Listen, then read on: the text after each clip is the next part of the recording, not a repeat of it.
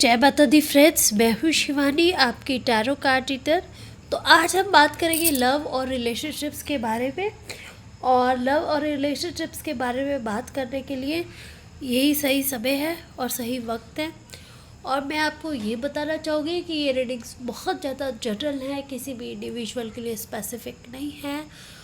और ये reading timeless है, टाइमलेस रीडिंग्स हैं और पॉजिटिविटी फैलाइए।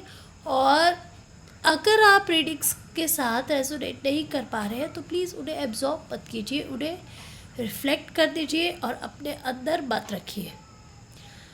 रीडिंग स्टार्ट करने के लिए यहाँ पे मैंने 2 ग्रुप्स बनाए हैं। Group number 1 with red candle, group number 2 with pink candle. तो आप जिस भी पर्सन, अपने लवर, अपने किसी भी रिलेशनशिप के बारे में रीडिंग्स को जानना चाहते हैं, आप उस पर्सन का नेम अपने मन के अंदर सोचिए और एक ग्रुप चूज़ कर लीजिए। सबसे पहले आप एक ग्रुप चूज़ कीजिए। आप तो या तो ग्रुप 1 या तो ग्रुप 2 चूज़ कर सकते हैं, आपकी चॉइस है। अब ऐसा कीजिए कि आप अपने मन के अंदर उस पर्सन का नाम और ध्यान अच्छे से कर लीजिए। फिर हम देखते हैं कि वो पर्सन की क्या फीलिंग्स है, वो आपसे क्या एक्सपेक्ट करता है और आपको क्या करना चाहिए अपने रिलेशनशिप को इम्प्रूव करने के लिए और आगे लेके जाने के लिए। तो आप उस पर्सन का नेम चूज़ कीजिए और अपने एक ग्रुप को भी चूज़ कर लीजिए। तो आइए हम बात करते हैं उन लोगों के बारे में जिन्होंने ग्रुप 1 चूज़ किया है। रीडिंग्स मैं बताना चाहूँगी बिल्कुल टाइमलेस रीडिंग्स हैं। और आप जिस भी पर्सन के बारे में सोच रहे हैं अच्छे से उनके बारे में सोचिए, उनका नाम 3 बार लीजिए और फिर हम कार्ड्स को अच्छे से शफल करके आपकी रीडिंग्स रीड करते हैं। और ये बिल्कुल ही टाइमलेस रीडिंग्स हैं आप लोगों के लिए। आइए अब देखिए आपका सबसे पहला कार्ड क्या कहता है। ओके, आपका सेकंड कार्ड, और अब देखते हैं आपका लास्ट कार्ड क्या कहता है। ओके, आपने जिस भी पर्सन के बारे में, अपने लवर, अपने जिस भी पर्सन के बारे में आप जानना चाहते हैं, तो वो क्या करते हैं इस वक्त आपके लिए। Look deep within your heart and you will feel the love. Their love for you is deep as ocean. वो आपको बहुत ही ज़्यादा, समुद्र की गहराइयों से भी ज़्यादा प्यार करते हैं। आप दिल की गहराइयों के अंदर जाके सोचिए तो आपको उनके अथाह प्यार, अथाह प्रेम नज़र आएगा। आपके पर्सन आपसे बहुत ही ज़्यादा प्यार करते हैं। आपको सिर्फ अपने अंदर अपनी फीलिंग्स को, आप अपने दिल की बात सुनिए, दिमाग की बात बिल्कुल भी मत सुनिए, तो आपको एक अच्छी फीलिंग आएगी। आपके दूसरे कार्ड के हिसाब से, when you pass from this world you take nothing with you but your soul and the memories you have shared with those who love. आप जब इस संसार से जाते हैं तो अपने साथ कुछ भी लेकर के नहीं जाते, सिर्फ और सिर्फ वो यादें, वो मेमोरी, वो प्यार भरी बातें जो आपने अपने लव्ड वंस के साथ शेयर की होती है। तो अगर आपने अपने लव्ड वन के साथ अच्छी टाइम स्पेंड करेंगे तो आपको अच्छा फील होगा। तो मटेरियलिस्टिक मत होइए। आप ये मत सोचिए कि लव्ड वन ने मुझे गिफ्ट नहीं दिया है तो मैं कुछ हर्ट फील करूँ, या बाकी सबके लवर्स गिफ्ट दे रहे हैं और मुझे गिफ्ट क्यों नहीं मिल रहा है। तो आप ऐसा बिल्कुल भी मत सोचिए। मटेरियलिस्टिक चीज़ों के पीछे मत जाइए। सिर्फ आप अच्छी मेमोरीज़ को बनाइए और आगे भी कोशिश कीजिए कि सिर्फ अच्छी मेमोरीज़ को बनाइए जिनको आप याद करना चाहें आगे। तीसरा कार्ड है आपके फ्रीडम का card. There is nothing stopping you, the path is clear if you want it to be. Yes, ये बात सच है, आपका बिल्कुल रास्ता साफ है। आपके लवर आपको बहुत लाइक करते हैं, आपको कुछ भी रोक नहीं रहा है।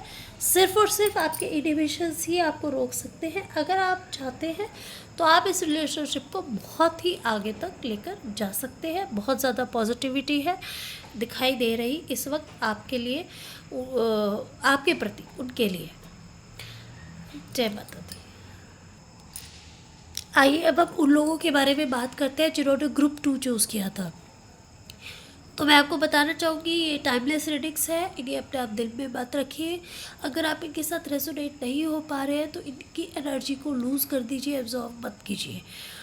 और अगर आप इनके साथ अपने आप को रेजोनेट कर पा रहे हैं तो कमेंट में 333 ज़रूर टाइप कीजिए। तो आइए अब हम देखते हैं कि ग्रुप 2 वाले लवर्स के लिए कैसी रहने वाली है और क्या फीलिंग्स हैं। तो हम रीडिंग स्टार्ट करते हैं ग्रुप 2 के लिए। आइए देखते हैं आपका फर्स्ट कार्ड क्या कह रहा है।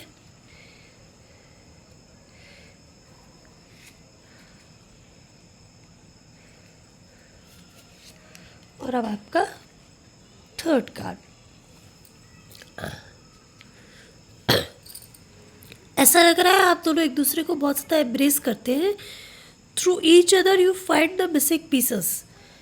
आप एक दूसरे से के साथ अपने लवर के साथ रह कर के जो कमियां आपके अंदर है वो उनके अंदर पॉजिटिव चीज़ें हैं, और जो आप उनकी अंदर कुछ वैकेंसीज़ हैं या नेगेटिविटीज़ हैं वो आपके अंदर पॉजिटिव है। तो अगर आप दोनों मिलके और इकट्ठा रह कर के कुछ वर्क करते हैं तो बहुत ज़्यादा पॉजिटिविटी फील करते हैं और आपका एक अच्छा वो निकल के आता है। तो आपको उनके साथ मिलके रहना चाहिए क्योंकि आप दोनों एक दूसरे को कॉम्प्लीमेंट करते हैं। आपके दूसरी कार्ड के हिसाब से it is important right now to take a step back and spend some time alone. Instead of placing your focus on another, now it is time to give to yourself. ये एक अच्छी बात है। आपको एक दूसरे को भी थोड़ा पर्सनल टाइम देने की सख्त ज़रूरत है। ऐसा नहीं है कि आप अपनी इंडिविजुअलिटी को ख़त्म कर दें। आपको